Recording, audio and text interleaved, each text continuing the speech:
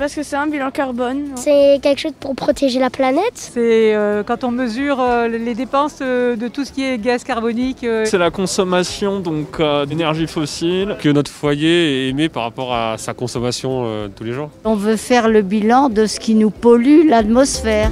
En premier lieu, il faut bien comprendre que le carbone, plus exactement le dioxyde de carbone, le CO2, c'est ce qu'on trouve majoritairement dans l'air. Donc c'est pas un polluant et c'est grâce au gaz carbonique que la vie est possible sur Terre. En revanche, ce que les travaux du GIEC montrent, c'est que depuis qu'une activité humaine, notamment l'activité industrielle, le taux de carbone dans l'atmosphère augmente et augmente considérablement. Dès qu'on utilise de l'énergie, dans 80% des cas, en fait, on émet du gaz à effet de serre. Alors pourquoi? Parce qu'on va utiliser de l'énergie principalement fossile. Alors fossile, ça veut dire quoi? Ça veut dire que c'est un résidu de matière organique qui, de millions d'années après millions d'années, se sont constitués en roche et puis en gaz. Et donc, sur des pas de temps qui sont très très courts, on va remettre dans l'atmosphère du gaz carbonique qui a été stocké dans le cycle naturel. Et en fait, il est là le dérèglement climatique.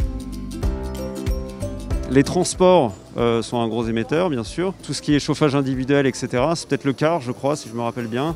Et ensuite, l'industrie. C'est compliqué à quantifier. Ouais. Je dois être dans la moyenne, oui. Je fais au mieux de ce que je peux, de ce que je sais de pouvoir faire. Il y a eu une évolution à la baisse ces dernières années pour Issy-les-Moulineaux, de l'ordre, entre 2005 et 2019, de l'ordre de 26%.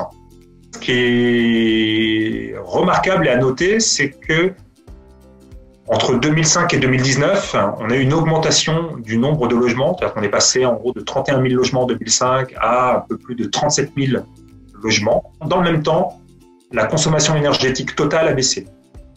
Finalement, on a réussi à augmenter le nombre de logements et à réduire la facture.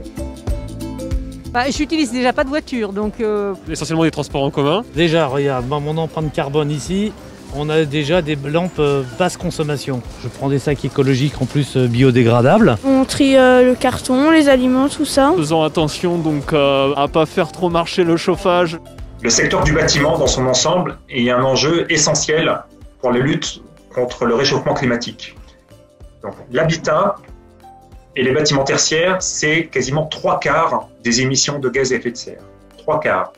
Donc pour réduire la facture, il faut rénover les bâtiments massivement. Donc il faut faire de l'isolation thermique, il faut changer les fenêtres, il faut isoler les combles, il faut améliorer les systèmes de chauffage et utiliser des systèmes de chauffage qui ne fonctionnent pas aux énergies fossiles.